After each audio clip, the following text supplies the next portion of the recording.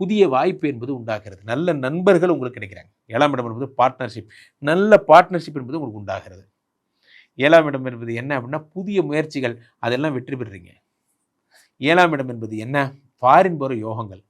எப்படியாவது போயிடணும் சார். நான் கனடா போகணும், அமெரிக்கா போகணும், ஆஸ்திரேலியா போகணும், ஏதேதோ கனவுகள் அதெல்லாம் நிறைவேறிடும். உங்களுக்கு இந்த வருடம் 200% இந்த கனடா கனவுகள்லாம் நிறைவேறிடும். 7ஆம் இடத்து குரு பகவான் உச்சம் பெறுகிறார். அடுத்ததாக 7ஆம் இடத்தில் உச்சம் பெற்றவர் என்ன செய்கிறார்? 7ஆம் இடத்திலிருந்து உச்சம் பெற்ற குரு பகவான் அடுத்ததாக நற்பலன்களாக என்ன தருகிறார் என்று பார்த்தால் 7லிருந்து 5ஆம் பார்வையா உங்களுடைய 11ஆம் இடத்தை பார்க்கிறார். 7ல் குரு உச்சம் பெறும்போதே என்ன ஆயிடுச்சுன்னா, உங்கள் குடும்பத்தில் இருந்த பாதி பிரச்சனை சரியாயிடுச்சு. நீங்கள் சண்டை போட்டு பேசிட்டு இருந்த பிரச்சனையெல்லாம் இனிமே காதலோடு பேசி சரி பண்ணிக்க போறீங்க. 11ஆம் இடமாகப்பட்ட பாதகாதிபதி வீட்டை குரு பகவான் பார்க்கிறார். 11ஆம் இடம் என்பது லாபஸ்தானம். லாபஸ்தானத்தை குரு பகவான் பார்க்கையிலே மகர ராசிக்காரர்களுக்கு லாபங்கள் அதிகரிக்கிறது.